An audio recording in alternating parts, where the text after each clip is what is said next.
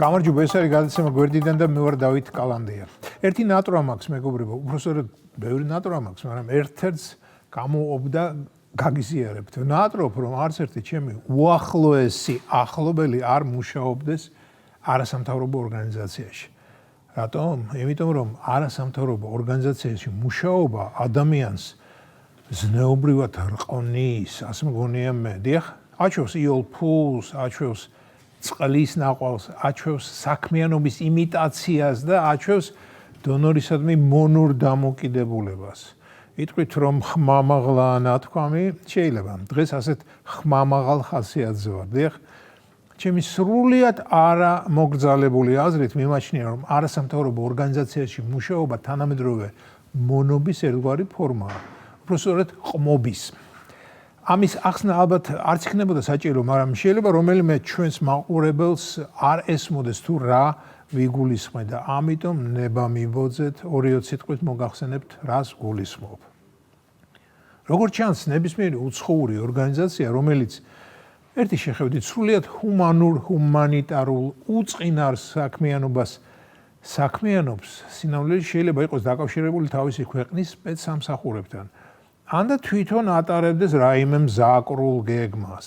ადრე, როდესაც ძალიან გულუბრყვილო ადამიანი ვიყავი და დიდი კეპკა აეროდრომი მეხურა, ვფიქრობდი რომ მდიდარი უცხოელი თავისი გულის კარნახით ირჩევს რომელიმე შორეულ ღარიბ ქვეყანას და იქ რომელიმე ლამაზსა და კეთილ პროექტს აფინანსებს. მაგალითად აფინანსებს კოლორადოს ხოჭოს განაშენიანების პროექტს, ან წყლის ბრუნვას ბუნებაში, ან სკოლამდელი ასაკის ბავშვების დუდუქსა და დოლგარმონის შესასწავლ კურსებს.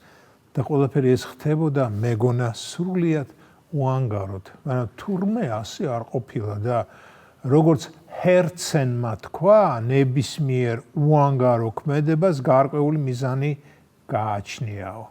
ამიტომაც დარწმუნებული ვარ ნებისმიერ უცხოელს, ვინც ჩვენთან ამგვარ პროექტებს აფინანსებს, 100-დან 99 შემთხვევაში რაღაც გარკვეული მიზანი აქვს. და კარგია, როდესაც ეს მიზანი ჩვენი ქვეყნისთვის უსაფრთხო იქნება. და ადამიანები, რომლებსაც ის დონორი ფულს უხდის, გასაგებია, რომ ყოველთვის დონორისვე ინტერესებს გაატარებენ და მის მოთხოვნებს დააკმაყოფილებენ. არ დააკმაყოფილებენ და მაშინ დავაი დასვიდანიე. აი ამიტომაც არ მინდა რომ რომელიმე ჩემი ახლობელი არასამთავრობოში მუშაობდეს. ვიცნობ ადამიანს, რომელიც დიდი ხანია უცხოეთიდან ფინანსდება, რათა მაღალმთიან რაიონებში თავს ევლებოდეს პატარებს. გამჭვირვალობის კანონის ეპოპეამდე ის ძალიან ლოიალური იყო არსებული ხელისუფლებისადმი. მასთან ერთად გამოდიოდა მიშას კრიმინალური რეჟიმის წინააღმდეგ, გმობდა ნაცობას, უგულავას მიიჩნევდა ხაზინის ქურდად და გვარამიას ეძახდა სისხლიან პროკურორს, ზოგჯერ პროკურატორსაც კი. და როგორც კი გამჭვირვალობის კანონთან დაკავშირებული აურზაური დაიწყო, უცებ იცვალა ზნეცა და ფერიც. დღეს ოცნებასთან მაგაზე დიდი მებრძოლი ძნელად მოიძებნება. კი მოიძებნება, ძალიან ძნელად. ყოველ დღე რუსთაველზე დაწანწალებს და ხელახალ არჩევნებს ითხოვს, რადგან 2024 წლის არჩევნების შედეგებმა ის არ დააკმაყოფილა. ალბათ პირველ რიგში მისი დამსაქმებელი, ანუ დონორი არ დააკმაყოფილა და აქედან გამომდინარე მივდივარ იმ დასკვნამდე, რომ არასამთავრობოს ამოფარებული ეს ადამიანი თავის და უნებლიეთ რაღაც ისეთ საქმიანობას საქმიანობდა, რის გამჭვირვალობაც მის უცხოელ დამსაქმებელს არ სურს. აბა სხვა ახსნა მე არ გამაჩნია. ხო და იმას გეუბნებოდით, რომ ეს ადამიანი თავის დროზე ნაცობასთან მებრძოლთა წინა ხაზზე მდგარი დღეს ნაცებს სიყვარულს უხსნის.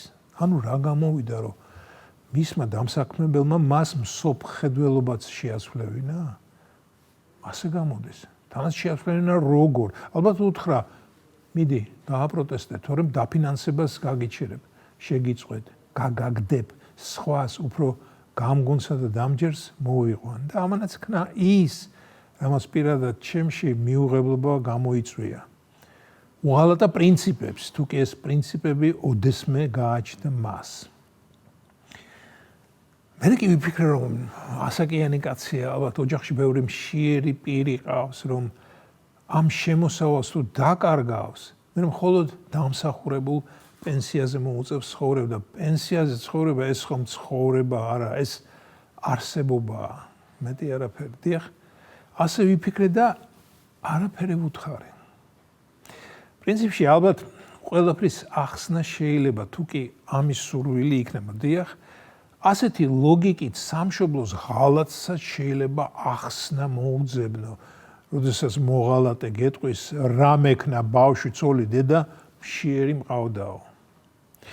უბრუნდები იმ ჩემ ნაცნობ არასამთავრობოელს. 17 მაისს ოჯახის სიწმინდის დღეს ისეთი სარკასტულ დამცინავი პოსტი გამოამზეურა თავის კედელზე, რომ ფორმულას შეშურდებოდა. ყველაფერს, რაც ჩვენთვის ნორმალური ადამიანებისთვის არის წმინდა ტრადიციული და საყვარელი, ყველაფერს დასცინა. დასცინა უნიჭოთ, მაგრამ დასცინა. საინტერესოა, ესეც დონორის დაკვეთით გააკეთა, თუ უკვე პირადი ინიციატივა იყო, რადგან დღეს ის უკვე ასე ფიქრობს. ეს იყო გადაცემა გვერდიდან და მე ვარ დავით კალანდია.